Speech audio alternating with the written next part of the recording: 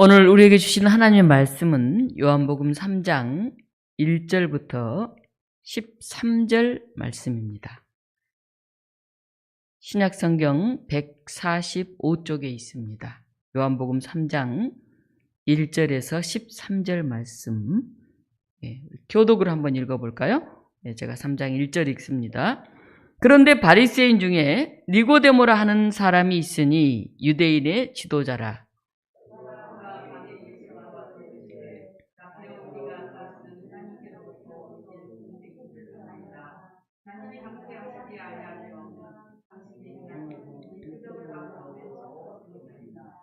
예수께 대답하여 이르시되 진실로 진실로 내게 이르노니 사람이 거듭나지 아니하면 하나님의 나라를 볼 수 없느니라.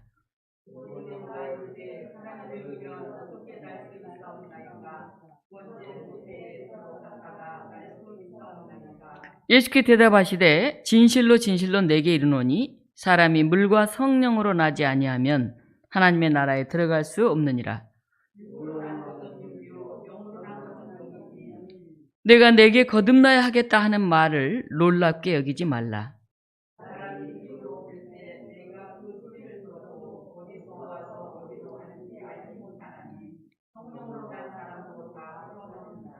니고데모가 대답하여 이르되 어찌 그러한 일이 있을 수 있나이까?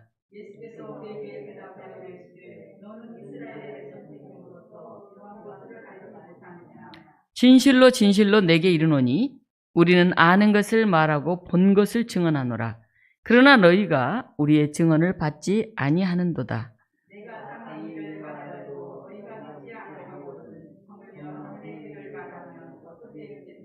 같이 읽습니다. 하늘에서 내려온 자, 곧 인자 외에는 하늘에 올라간 자가 없느니라. 아멘. 오늘 이 본문을 가지고 인생은 어느 곳에서든 다시 시작될 수 있다. 이런 제목으로 말씀을 전하겠습니다. 한 여성이 이런 글을 남겼습니다. 나는 여성이 지닐 수 있는 모든 것을 다 가지고 있다. 젊고 아름답고 건강하다. 돈도 많고 많은 사람의 사랑도 받고 있으니 외롭지도 않다. 나는 하루에도 몇백 통의 펜너터를 받는다. 나에게 부족한 것이 아무것도 없다. 미래도 보장되어 있다. 그런데 웬일일까? 왜 이렇게 공허하고 불행하다고 생각이 들까? 이 글을 쓴 사람은 우리가 잘 알고 있는 마릴린 먼로의 이야기입니다. 아마 여러분은 옛날 사람으로 느껴질지도 모르겠네요. 미국의 전설적인 여배우죠. 그래서 할리우드의 황금기 때인 5, 60년대에 세계적으로 이름을 떨쳤던 그런 사람입니다. 마릴린 먼로는 우울증을 앓던 엄마에게서 태어나서 고아원에서 몇 년 자라다가 수양 가정에 입양이 되었습니다. 그래서 자라던 중에 캘리포니아의 공장에서 일을 하게 되었습니다. 그런데 사진 기자가 그를 보고 너무 예쁘게 생겨서 그를 발탁을 한 거죠. 영화에 데뷔하게 됐는데 1946년에 폭스사와 계약을 맺었고 1960년에 골든 글로브 시상식에서 뮤지컬 부분 여주연상을 받았습니다. 그래서 굉장히 유명해졌죠. 그리고 62년에 골든 글로브 시상식에서 해리에타상을 받아서 인기 최절정을 달리고 있었습니다. 그런데 바로 그 해 생각지도 못하게 수면제 과다 복용으로 죽은 채 발견이 되었습니다. 물론 굉장히 연문설도 많고 그래서 혹시 누군가에 의해서 이렇게 죽임을 당한 게 아니냐 이런저런 얘기도 아무튼 들렸지만은 그가 남긴 그동안의 글 속에서는 그 인기 최절정을 달렸고 돈은 부족한 게 없었고 많은 사람들의 사랑을 받았지만 그는 굉장히 공허했다. 이런 것을 우리가 알 수가 있습니다. 오늘 성경에도 보면 사회적으로 성공했고 부러울 것 하나도 없을 것 같이 보이는 한 사람이 나옵니다. 그 사람 이름은 니고데모입니다. 지금부터 한 2000년 전에 어느 날 밤에 그가 예수님을 찾아옵니다. 니고데모란 말의 뜻은 뛰어나다, 탁월하다 그런 뜻이에요. 그리고 실제 그는 굉장히 좋은 가문에서 태어났고 또 그는 율법에 충실한 바리새인이었고 사내들인 공의의 회원이라고 하는 유대사에서 다 부러워하는 그런 모든 것을 가지고 있었습니다. 남들이 볼 때는 부족함 없어 보이는 그런 사람이 밤중에 예수님을 찾아왔습니다. 왜 그가 밤에 왔는지 우리는 알 수 없지만은 아마 미루어 짐작한데 그가 율법적으로나 또 사회적으로나 가문적으로나 모든 것을 다 갖추고 있는 그가 이제 떠오르고 있는 찬반이 아주 무성한 그 예수라는 사람을 찾아가려고 하자니 사람들의 이목이 부담스럽지 않을까 그런 생각이 듭니다. 어찌 보면 자기 지위와 체면 때문에 그는 사람들을 피해서 밤에 예수님을 찾아왔던 것 같습니다. 니고데모는 겉으로 보면 굉장히 화려해 보였지만은 그의 마음 깊은 곳에 고민이 있었던 것 같습니다. 그래서 그 영적인 상태는 밤과 같았는지도 모릅니다. 니고데모가 예수님을 찾아와서 이렇게 말합니다. 라삐여, 우리가 당신은 하나님께로부터 오신 선생님인 줄 아나이다. 하나님이 함께 하시지 아니하시면 당신이 행하시는 이 표적을 아무도 할 수 없음이니이다. 니고데모가 고백을 한 거죠. 예수 당신은 하나님이 보낸 사람입니다. 당신이 일으킨 이 많은 이적들을 볼 때 당신은 하나님이 보낸 그 메시아가 틀림이 없습니다. 이렇게 얘기를 하는 것이죠. 그럼 예수님 뭐라고 말씀하셔야 될까요? 당신의 믿음이 훌륭합니다. 당신 유대인들, 바리새인들이 나를 계속 지금 시비를 걸고 막 이렇게 하는데 그 높은 지위에 있는 당신이 이렇게 밤에 나를 찾아오다니 참 대단하십니다. 뭐 이렇게라도 얘기해야 되지 않아요? 근데 예수님이 뜬금없는 얘기를 합니다. 예수께 대답하여 이르시되 진실로 진실로 내게 이르노니 사람이 거듭나지 아니하면 하나님 나라를 볼 수 없느니라.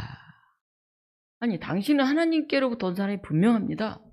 당신이 바로 메시아 맞죠? 이렇게 얘기하는데 예수님이 갑자기 사람이 거듭나지 않으면 하나님 나라를 볼 수 없다. 웬 동문서답을 하는 것일까요? 뭐 그렇다라든지 아니라든지 이렇게 해야 되는데 사람이 거듭나지 아니하면 거듭난다 이 말을 우리가 중생이라고 말합니다. 중생. 헬라어로 아노덴이란 뜻이죠. 아노덴. 아노덴은 몇 가지 뜻이 있는데 그중에 하나의 뜻은 위로부터라고 하는 뜻입니다. 위로부터. 또 하나의 뜻은 새로이 다시. 그러니까 거듭난다 하면 우리는 주로 이제 이 아노덴을 두 번째 다시 새로이 이렇게 이제 번역을 한 거죠. 우리 본문에서는. 근데 이걸 정확히 풀면 사람이 위로부터 나지 아니하면 하나님 나라를 볼 수 없다. 이렇게 얘기할 수 있고 또 다시 다른 쪽으로 말하면 사람이 거듭나지 아니하면 하나님 나라를 볼 수 없다. 이 두 가지로 다 해석할 수가 있습니다. 위로부터가 뭡니까? 하늘로부터 하나님으로부터 온 그 힘에 의하지 않으면 그 영에 의하지 않으면 우리가 하나님 나라에 들어갈 수 없다. 그런 얘기죠. 그 근원을 강조하고 있는 거죠. 하나님으로부터 온 그 힘, 위로부터 온 그걸 말하는 거죠. 두 번째 얘기는 사람이 다시 새롭게 나지 아니하면 하나님 나라를 볼 수 없다. 뭐 어찌 보면 통할 수도 있죠. 다시 새롭게 난다, 거듭난다. 근데 니고데모는 두 번째 탁 이렇게 귀에 꽂힙니다. 사람이 다시 난다고? 뭐라고 말합니까? 사람이 늙으면 어떻게 날 수 있사옵니까? 두 번째 모태에 들어갔다가 날 수 있사옵니까? 아니 이제 나이들은 늙었는데 다시 엄마 뱃속에 들어가서 또 태어나야 되는 거예요? 니고데모 이렇게 말을 하는 거죠. 예수님 너무 답답해가지고 예수님 위로부터 나지 않으면 이렇게 말씀하셨는데 니고데모는 다시 뱃속에 들어갔다 나오지 않으면 이렇게 얘기한 것 같아요. 예수님 이렇게 말씀하십니다. 5절입니다. 예수께 대답하시되 진실로 진실로 내게 이르노니 사람이 물과 성령으로 나지 아니하면 하나님 나라에 들어갈 수 없느니라. 물과 성령으로 그게 이제 위로부터 난다는 그런 뜻이죠. 나야 한다 하는 것입니다. 지금 율법학자여 이스라엘의 선생인 니고데모는 이 중생의 도리를 잘 이해하지 못하고 있는 것 같아요. 그래서 지금 답답해가지고 진실로 진실로 말하노니 이렇게 말해요. 진실로 진실로. 이게 우리 번역하면 아멘 아멘 하는 뜻입니다. 확인한다, 동의한다 그런 뜻이. 주로 예수님이 이 말을 많이 썼어요. 오늘 이 본문에서 이 진실로 진실로를 3번이나 쓰고 있어요. 진실로 진실로. 네. 예수님이 답답했던 것 같아요. 또 확인하고 또 확인하고. 당신 율법학자라고 하고 그렇게 유대인의 인정을 받고 있는 지도자인 사람이 어떻게 거듭난다 중생의 그 뜻 의미를 제대로 알지 못하고 뱃속에 들어갔다 나오냐 이런 소리를 하고 있느냐. 아유 답답해. 내가 다시 확인하고 다시 응? 말하노니 이렇게 진실로 진실로 그렇게 말씀하고 있습니다. 이 문답 속에는 중요한 얘기가 들어있는데 유대인들이 생각하는 메시아관과 예수님이 생각하는 그 2개의 관점이 이 안에 들어있습니다. 니고데모는 예수님의 기적을 보고 하나님이 보낸 사람 맞아. 저렇게 기적을 행할 수 있는 것은 하나님이 보내지 않았으면 할 수 없는 일이야. 이렇게 생각했던 것 같습니다. 그래서 저분이 이제 우리를 이 로마로부터 해방시킬 거야. 그래서 우리 유대인이 전 세계를 다스리는 그런 나라가 될 거야. 맞죠? 당신이 그 일 하실 분 맞죠? 이렇게 지금 물어보고 있는 것입니다. 근데 예수님은 이렇게 말씀하시죠. 하나님 나라는 위로부터 새롭게 나지 않으면 그 나라에 갈 수 없다. 이렇게 말합니다. 당신이 말하는 것은 세상적인 관점의 어떤 이걸 보고 있는데 그걸 넘어서는 게 있다. 그래서 이제 물과 성령으로 나야 한다. 그 말씀을 하시는 겁니다. 바리새인인 니고데모의 종교적인 사고방식에서 볼 때 예수님 말씀은 엄청난 충격입니다. 니고데모의 마음은 하나님의 택한 민족인 유대인들의 영광.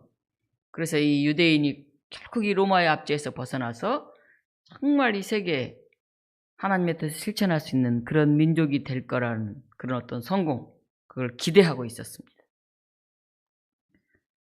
그런데 예수님은 아니, 내가 진실로 진실로 말하는데 사람이 위로부터 나지 않으면 다시 새롭게 거듭나지 않으면 그 하나님 나라 알지 못해.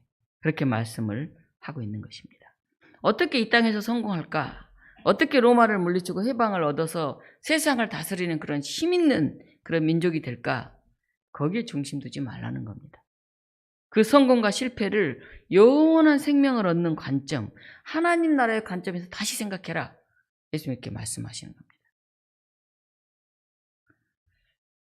예수님은 밤중에 열심과 용기를 가지고 주님을 찾아와서 당신 하나님이 보낸 그 사람 맞죠? 메시아 맞죠?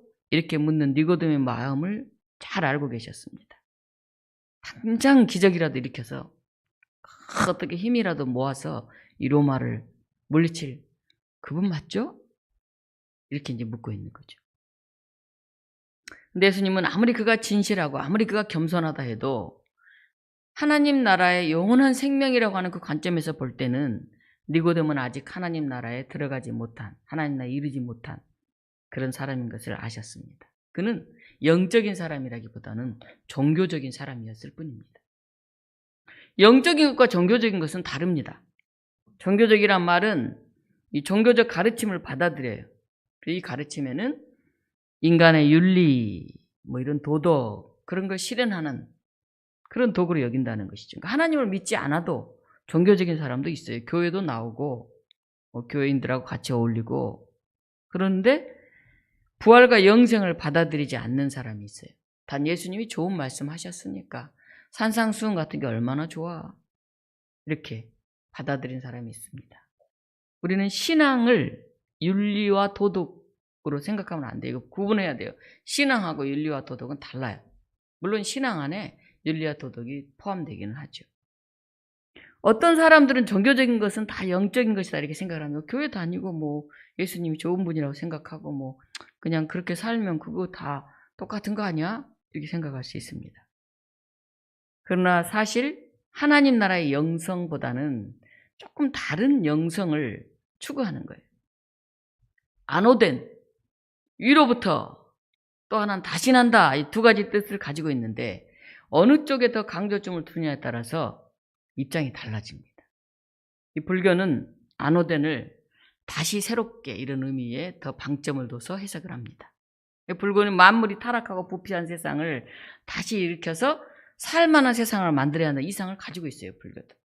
기독교만 그런 건 아니에요.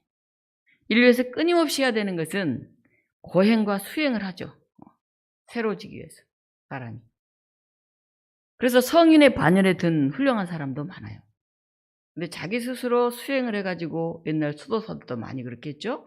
어떤 의에 이르려고 하면은 자기 의로움에 빠져요. 내가 옳다.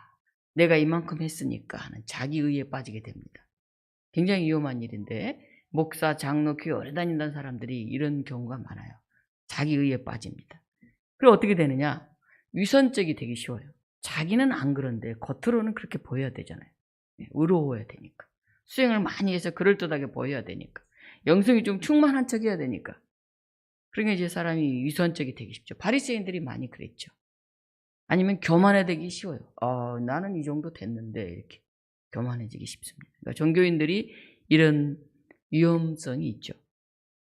니고데모도 안오된을 이렇게 받아들였던 것 같습니다. 다시 새롭게 태어난다고요?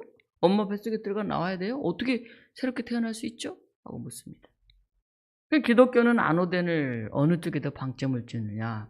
위로부터의 방점을 더 둡니다. 위로부터. 오늘 6절에 그렇죠? 육으로 난 것은 육이요 영으로 난 것은 영이니 예수님께 말씀하죠. 8절에 바람이 임으로 불 때 내가 그 소리를 들어도 어디서 와서 어디로 가는지 알지 못하나니 성령으로 난 사람도 그러하니라 이렇게 말하죠. 위로부터. 하나님으로부터 부어지는 은혜에 의해서 결국 인간은 온전히 세워질 수 있다. 이게 기독교의 이제 생각인 것입니다. 물론 노력을 하죠, 우리가. 애를 쓰죠. 그러나 내 노력과 내 의로 내가 완전한 구원을 얻을 수는 없다. 기독교는 이렇게 생각을 해요. 근데 불교는 스스로 노력하고 이렇게 돌을 닦고 하면 부처가 될 수 있다. 이렇게 생각하죠. 인간의 힘으로. 거기서 큰 차이가 있습니다. 물론 인간은 자기 스스로 개혁할 수는 있지만은 부분적으로 할 수 있지 완전하게 인간이 자기 욕망을 넘어서서 정말 완벽한 인간이 될 수 있을까요? 그래서 우리는 하나님 앞에 겸손하게 엎드려야 됩니다. 주님, 제가 죄인입니다. 베드로는 이렇게 말하잖아요. 그 큰 위대한 분을 만난 순간 자기가 얼마나 보잘것없는 사람인가를 깨닫게 되죠. 자기 마음속에 얼마나 욕심이 많은 사람인가를 깨닫게 되고 확 거꾸로지잖아요. 주님 앞에. 밤에 찾아온 니고데모. 그의 인생의 밤이었을지도 모릅니다. 니고데모는 진짜 영성, 정말 하나님의 나라, 그 나라를 추구한 사람이 아니라 어찌 보면 종교적인 체제 열심을 가지고 이 세상의 윤리와 도덕의 힘으로 사람이 어떤 능력으로 하나님의 나라를 만든다 이렇게 생각하고 있었을지도 모릅니다. 예수님이 말씀하시죠. 아니, 진실로 물과 성령으로 거듭나지 아니하면 하나님 나라에 들어갈 수 없다. 중생이 뭐냐? 쉽게 말하면 하나님의 구원이 시작되는 시점이에요. 하나님의 주도적인 구원의 역사가 한 개인의 심령에 시작하는 그런 출발점입니다. 출발점. 비유하자면 이런 거예요. 밭에 종자가 하나 툭 떨어지는 것 같습니다. 종자는 조금 하잖아요. 그 씨앗 하나는. 근데 씨앗이 땅에 뿌려졌다는 것은 굉장히 중요하죠. 왜? 거기서 이제 곧 순이 나고 꽃이 피고 열매가 맺힐 거기 때문에. 바로 이 중생이 그런 거예요. 영생의 씨앗이 우리 가운데 툭 떨어졌어요. 심겨졌습니다. 이 중생은 한 번 오는 거죠. 계속 뭐 새롭게 중생하는 게 아니에요. 생명을 잉태하는 데는 여성 혼자 힘으로 가능하지 않죠. 네, 혼자 생명을 잉태해서 낳을 수 없죠. 반드시 위로부터 생명이 임하는 그런 작용이 있어야 하죠. 그런 의미에서 중생은 일생에 한 번 우리에게 오는 단회적인 건데 우리가 예수님을 만나서 믿고 고백하고 결단하는 그런 세례를 통해서 우리는 보통 중생에 시작된다 이렇게 말을 합니다. 이제 우리 안에 그 씨앗이 툭 떨어졌습니다. 이 생명의 씨앗이 뿌려졌어요. 그럼 어떻게 해야 됩니까? 우리의 믿음의 실천을 통해서 그걸 잘 씨앗을 키워가야죠. 이렇게 풍성하게. 싹이 나고 꽃이 필 수 있도록. 그래서 구원의 열매가 맺히게 해야 돼. 이 과정을 성화의 과정이라고 합니다. 거룩하게 되어간다. 불교는 막 기를 쓰고 애를 써서 노력해서 자기 스스로 그 자리에 이르는 거지만은 우리는 하나님 우리 안에 심겨진 그 씨앗의 싹을 가지고 그걸 뭐 노력은 똑같죠. 성화의 과정을 이어가는 거죠. 어떤 세 가족이 이렇게 얘기하더라고요. 아니 목사님, 저는 예수 믿고 이제 세례받고 구원받아 하나님 자녀가 됐으니까 특별하게 노력하지 않아도 되겠네요. 이제는 하나님 자녀도 됐고 구원도 받았으니까 얘기를 하더라고요. 제가 그 사람한테 말했어요. 어떤 나무가 하나 있는데 겨우 살아서 삐쩍 말라서 비틀어져서 조그만 이파리 하나 그냥 내면서 삐실삐실 죽을둥살둥 이렇게 살면 좋겠습니까? 이렇게 퉁퉁하게 자라서 잎도 많이 내고 꽃도 막 피고 열매도 맺히고 남이 끊어가서 접붙일 수 있는 그런 삶을 살면 좋겠습니까? 제가 이렇게 말했어요. 어떤 세 가족이 아이고 목사님, 제가 생각을 잘못했네요. 몸이 아파서 그냥 목숨만 붙어서 간당간당간당해 그렇게 살지 않게 해달라고 제가 맨날 기도하는데, 사는 동안에 건강하게 살다가 가게 해달라고 하나님께 맨날 기도하는데, 제가 영적으로는 그냥 삐쩍 말라서 간당간당하게 살다 갈 생각을 했네요. 아이고 제가 참 생각을 잘못했습니다. 더 열심히 제가 영적으로 좀 충만할 수 있도록 성경도 좀 보고 교회도 더 열심히 다니고 신앙생활 좀 더 제대로 해야 되겠네요. 그렇게 말라서 비틀비틀하다 그렇게 살고 싶지는 않거든요. 얘기를 하는 걸 제가 들었어요. 하나님 나라의 복음을 아는 사람은 인생을 허송세월하지 않습니다. 그 나라를 소망하면서 본이 되셨던 예수님의 삶을 묵상합니다. 그 뜨거운 열정 때문에 예수님이 그렇게 사셨고 그 나라를 사모하셨고 우리에게 그 나라와 그의 의를 위해 살라고 하셨기 때문에 우리가 이 나라를 그런 하나님의 통치가 이루어진 나라로 만들어가기 위해서, 온 세계 하나님의 창조 질서가 실현되게 하기 위해서 헌신하되, 그래서 우리 한 사람 한 사람이 나날이 성화되고 마침내 영화로운 그 나라에 이르게 되는 것이죠. 어쩌면 저나 여러분도 밤 같은 시간을 살고 있는지도 모르겠어요. 루이스는 이렇게 말합니다. 오늘 우리가 살고 있는 시대는 구도의 정신을 상실했다. 사실 과학이 발달하고 지식이 첨예한 정보화 시대를 살고 있고 먹을 게 정말 풍성한 이 시대를 살고 있는데, 정말 진리를 찾으려고 하는 그 열정, 인간이 왜 사는가, 우리 죽음 이후에 우리 삶은 어떻게 되는가, 정말 우리가 영적으로 산다는 게 뭔가, 이런 진지한 고민이 없다는 거죠. 그래서 그냥 밥 먹고 사는 거, 개인주의, 그것도 인간 중심주의, 인간이 최고잖아요. 그래서 자연 생태계에 이렇게 훼손하고 도구화하고, 그래서 이렇게 코로나 역습을 받아서 마스크 쓰고 사는 이런 시절이 왔죠. 이제 겨우 요즘 생태교육 그렇게 합니다. 옛날에도 있긴 있었는데 그냥 뭐 종이컵 쓰면 그게 생태교육이라고 그 정도만 생각했죠.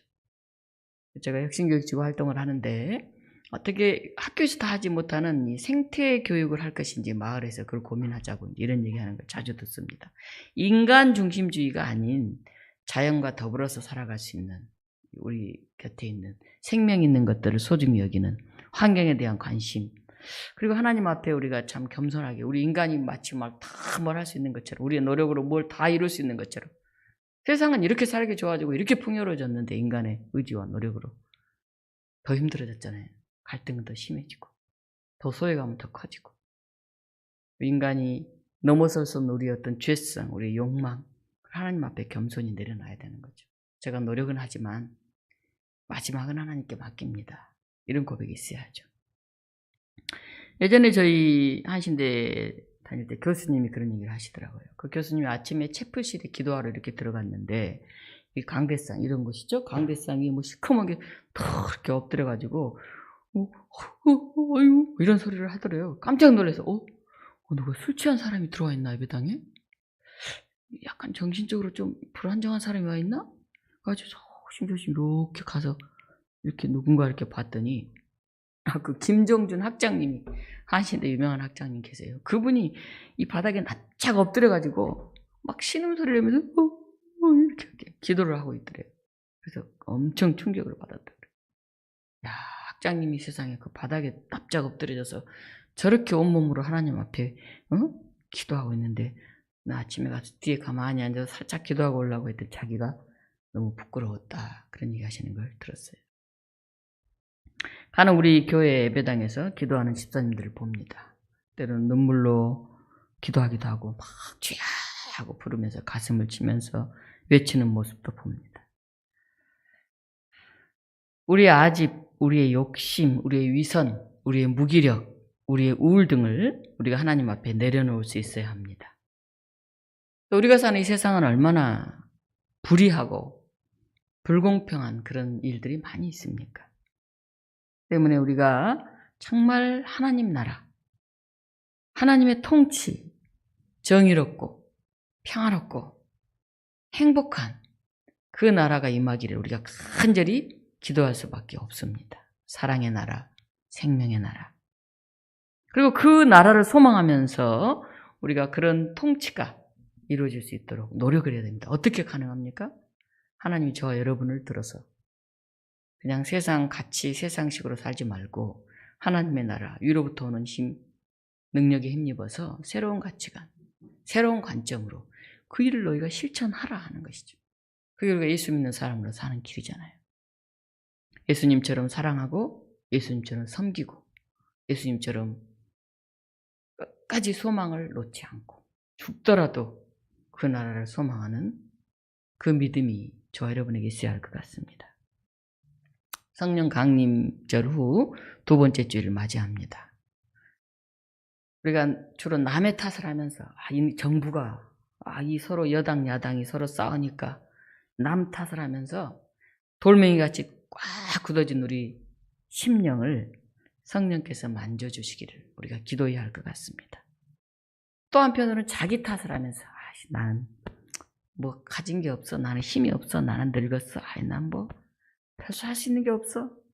그래서 쭉 그냥 가뭄에 호박잎 처진 것처럼 축 늘어져 있는 그런 우리 심령에 성령께서 촉촉하게 다가오셔서 우리를 안아주셨기를 우리가 기도해야 할 것 같습니다.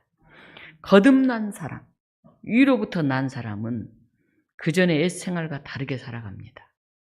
물과 성령으로 거듭난 사람은 예수님 안에 있기 때문에 예수님과 함께 하나님 나라와 그의 의를 먼저 구합니다.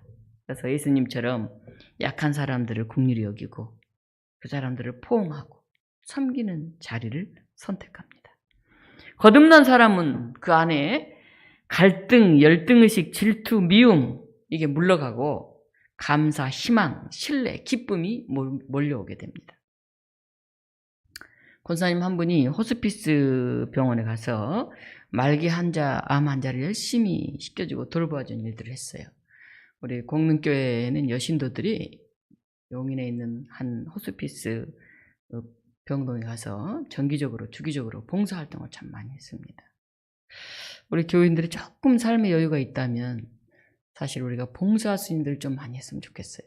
우리 좀 아쉽긴 한데 근데 한참 땀을 흘리면서 막 이렇게 사람을 씻겨주던 중에 문득 그런 생각이 들더래요.